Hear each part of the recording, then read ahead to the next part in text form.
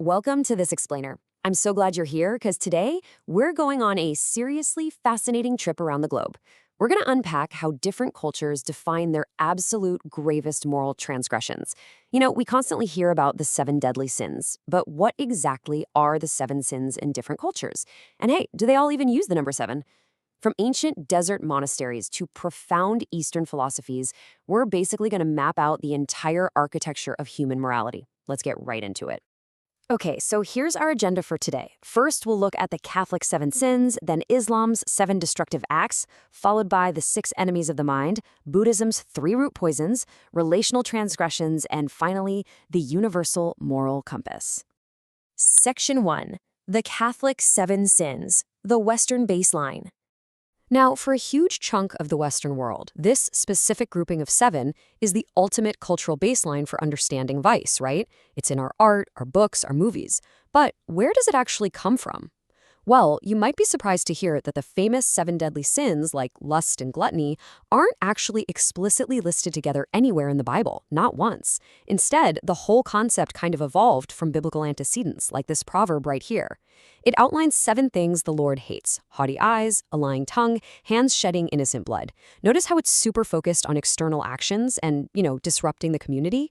It actually took centuries of deep theological debate to shift the focus away from these external acts and toward internal psychological dispositions. And that massive shift, that brings us to the famous list we all recognize today. This whole codification actually started way back with a 4th century monk named Evagrius Ponticus. He initially jotted down the 8 evil thoughts. Then, later on, figures like Pope Gregory the Great tweaked it, and the Catholic Church officially formalized it into the 7 capital vices: pride, greed, lust, anger, envy, gluttony, and sloth. The absolute core idea here is that indulging in these uncontrolled feelings is the root cause, the literal engine that drives all other sinful behavior. Section 2, Islam's 7 destructive acts, divine law and major offenses. So as we transition over to the Islamic worldview, we actually find a very direct equivalent to that rule of 7 when it comes to moral transgressions. In Islamic theology, sins are strictly categorized by how severe they are. We have al-kabairs, which translates to the major sins. These are completely different from minor offenses, which are understood to be forgiven through routine repentance and God's mercy. Al-kabair, these are the gravest offenses. We're talking about actions that carry an explicit divine curse, a prescribed legal penalty in this world, or a severe threat of punishment in the hereafter. They're viewed as deeply, fundamentally damaging to the soul. So, what exactly are these 7 sins in this culture?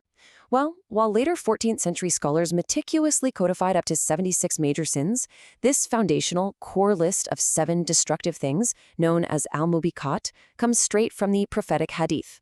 Notice how incredibly specific and action-oriented these are, especially compared to those Catholic internal vices. We've got polytheism, practicing magic, unjust murder, taking usury or interest, exploiting an orphan's property, fleeing a battlefield, and falsely accusing chaste women. It's just a fascinating blend, isn't it? It mixes strict theological boundaries right alongside hardcore social justice. Section 3. 6 enemies of the mind. Hinduism's internal obstacles. Let's pivot eastward now, and as we do, watch how the very definition of a transgression shifts completely. We go from external actions breaking divine laws to straight-up internal psychology. In Hindu philosophy, the absolute focus is on the Shadrupu, or the Arishad Vidyargas. Now, these are not offenses committed against a deity, not at all. Rather, they are the 6 primary internal adversaries of the mind. Think of them as psychological impurities that bubble up from negative mental impressions. Their real danger isn't that they break some sort of divine rule, but that they literally cloud your human judgment, they veil your true self, and they keep your soul bound to samsara, that endless spinning cycle of birth and death. And this brilliantly illustrates the nuance of this whole internal framework. Notice how we now have 6 enemies, not 7. We have kama, which is craving, krodha, anger, lobha, greed, moha, delusion, mada, pride, and matsarya, jealousy. Pay really close attention to krodha, or anger here.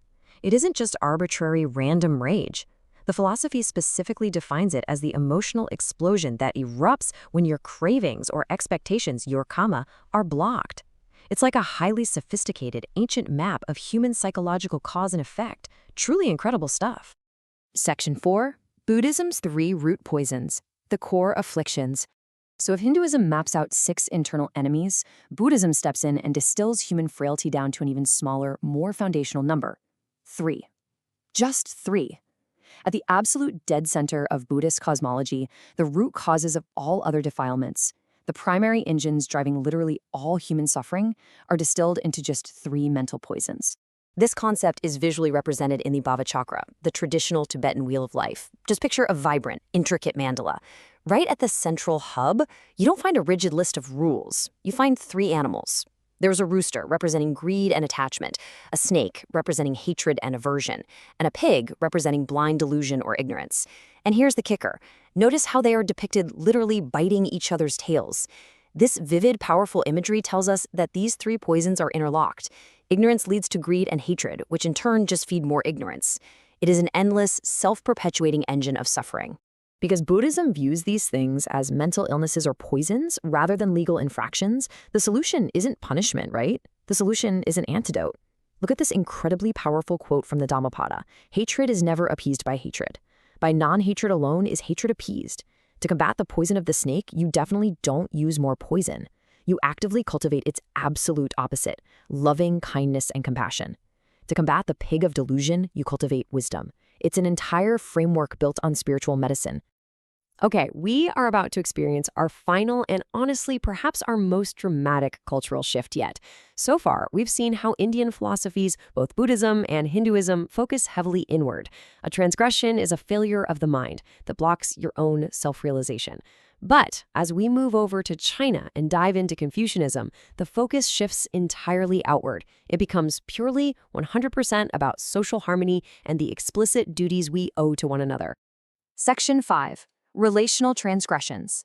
Confucianism's social fabric. In Confucian ethics, the very concept of sin, at least as an offense against God or even as a poison of your own soul, practically vanishes altogether. Instead, morality is strictly about the social fabric, and it's anchored by the Sanggang Wuchang.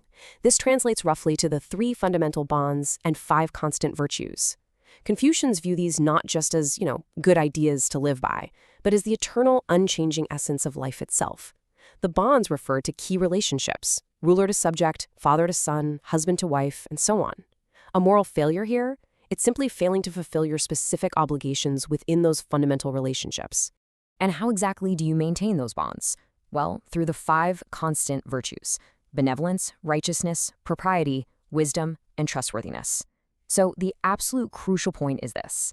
In this framework, if a ruler fails to govern with benevolence, or a friend completely fails in their trustworthiness, it isn't just a personal, internal flaw. It is a profound transgression that quite literally tears at the very fabric holding human civilization together. Sin, in this context, is the breaking of a human relationship. Section 6. The Universal Moral Compass. Synthesizing the Journey. We've covered some truly incredible ground today.